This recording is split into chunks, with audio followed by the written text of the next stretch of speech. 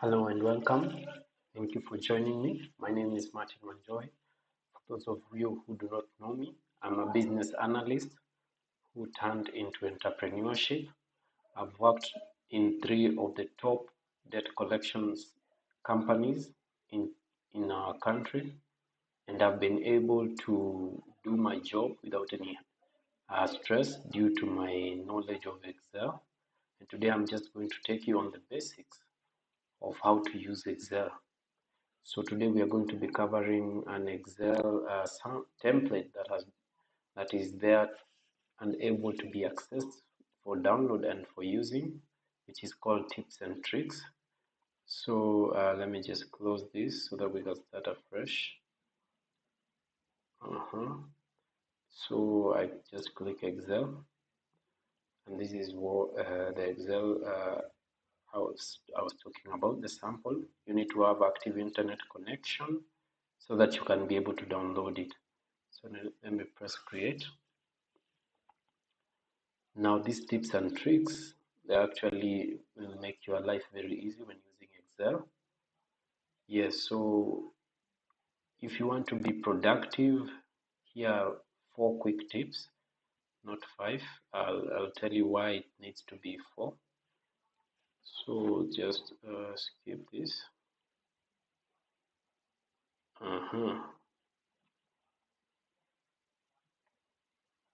So yes, so this is the tip number 1, recommended charts. So a chart is like this one here. It shows us the different regions with pictures. I know you all have heard something about charts. Now we want to make a chart to help us visualize this data, to show us which products are selling the most, which products are not selling the most, which months are making more money than the other months. So if you are using Excel back then, you probably need to highlight the columns that you want to insert the chart.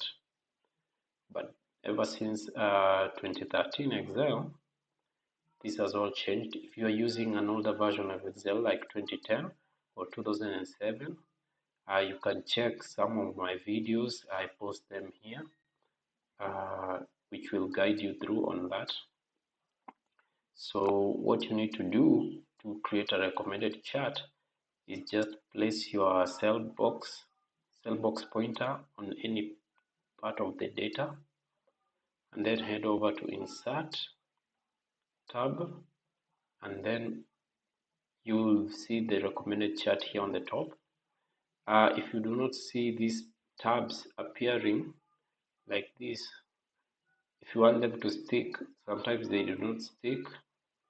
If your Excel looks like this, what you need to do is just click on any of the tabs, and just after clicking that, head over to the right top section, just below, just close to the scroll bar, vertical scroll bar, and click. You'll realize there's a pin there.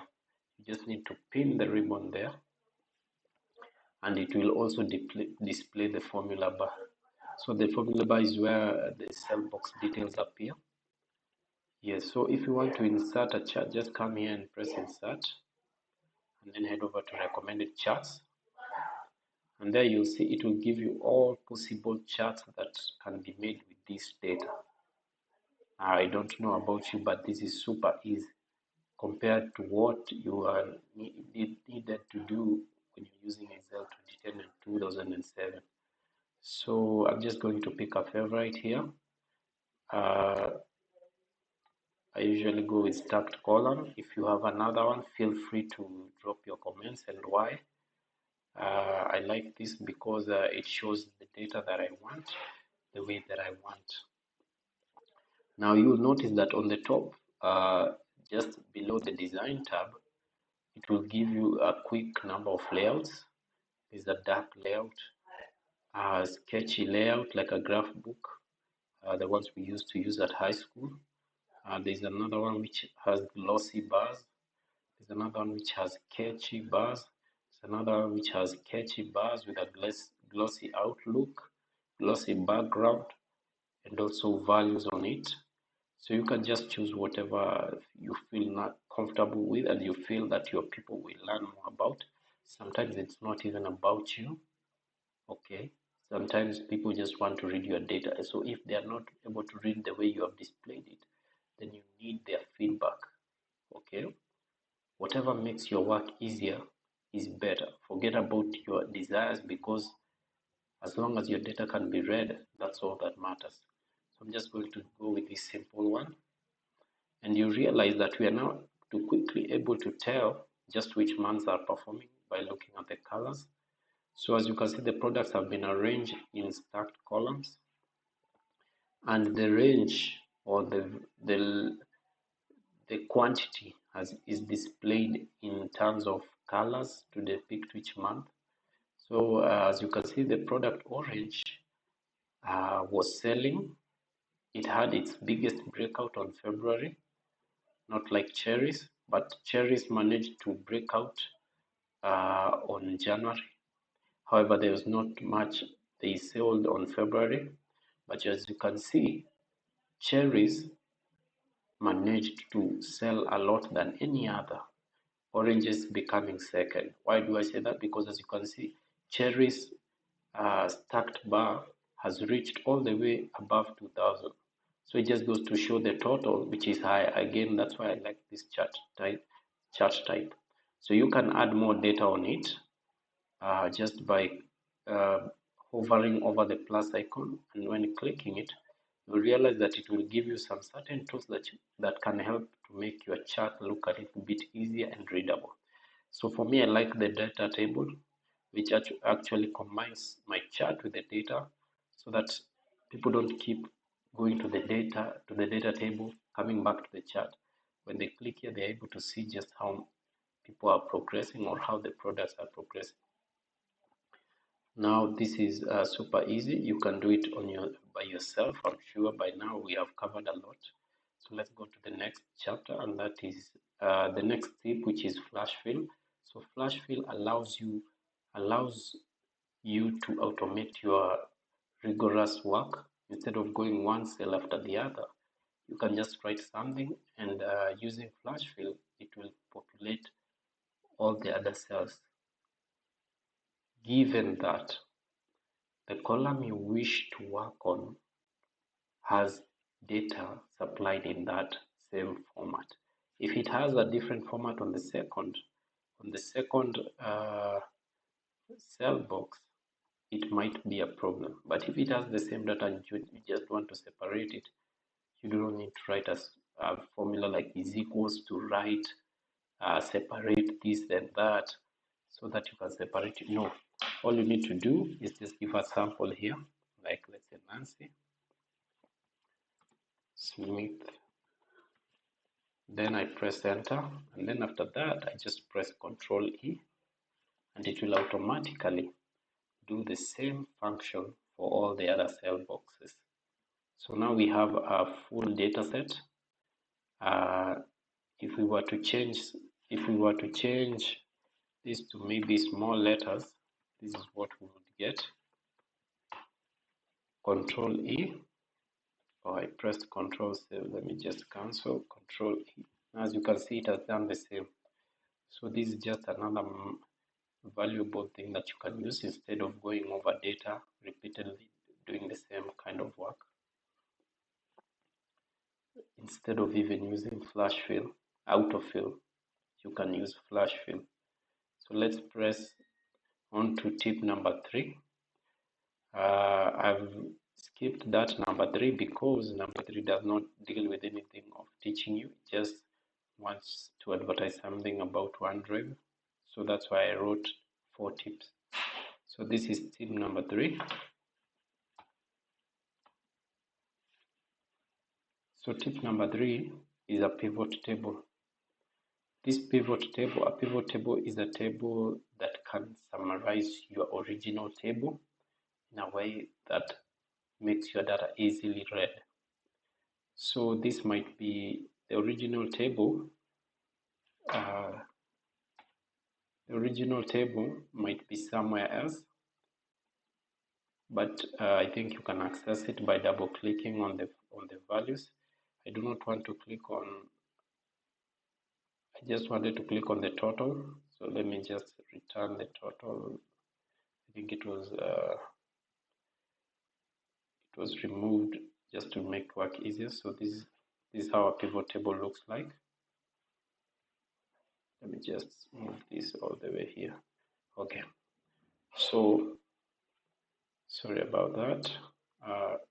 If I were to click the total, double click. Now this is the original table. Now pivot table, what it does, it uses a recommended table, but you can also use a normal table to derive a pivot. However, when you open up a pivot table, it usually converts your table into a dynamic table, which is the table that you are using here. This is also called a recommended table. You can access it using insert, and then you'll find it here, recommended table, right next to pivot. A recommended table, it summarizes your complex data. So let's say now this is the original table. It has expenses, type of purchase, family member, and date. But as you can see on the pivot table, it has only showed us the family members and the expenses and the type of purchase. So as you can see, it has summarized everything quite neatly. You're able to identify those who have been performing the best, and those people are two actually. That is Craig and Sally. Craig managed to score 750, Sally 650. So these are the people who use a lot. They have a lot of expenses. Now, in terms of the types of purchase, it also gets to show us how many people have a lot of purchases. And as you can see, the type of purchase that is made frequently is food, gas, and then I think food and gas are the main commodities that take a lot of money. And then there's supplies and utilities. So you're able to get a lot of the data by looking at a pivot table than a dynamic table. Again, this is a type of visualization that lets you tell your story easier. Believe me, people will actually appreciate seeing this instead of even looking at a chart, because it tells the story a little bit quicker. Okay, because not a lot of people like seeing a lot of data. They just want to see the summary of what you mean. And now on to the last tip, which is the if function. Using the if function, you can be able to tell, to grade, to use logic, to help you present your data in a way that makes it easier for other people to relate and to also see just what their result is. So like, let's say now this is a if function. Now it has decided how these people have performed. So the if function that we have, it tells Excel to fetch any value that is greater than or equal to 70.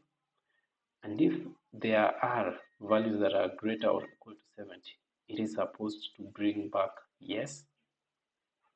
If there are no values that are greater than or equal to than 70, it will return no. So as you can see, it has done that wonderfully. 78, of course, yes. 90, yes. 85, yes. 27, no. And 57, no. So the beauty with using an if function, you cannot only you are not only limited to two answers, yes and no. You can add as many answers as possible depending on your logic. So as you can see from this picture here, you can have is the 8 greater than or equal to 90, A, it will return the answer A, and then the comma signifies the change in the choice. So the other one is greater than or equal to 80, B, greater than 70, C, greater than or equal to 60, D, then comma, true or F. So that will help you identify how to make your data more complex depending on the criteria that you have been given. So that's it for me. That was our first Excel course on tips and tricks. If you like seeing such videos, please you can drop your comments on the comment section. Let me know what you think about them and whether you would like me to continue with this series. My name has been Martin Onjohi.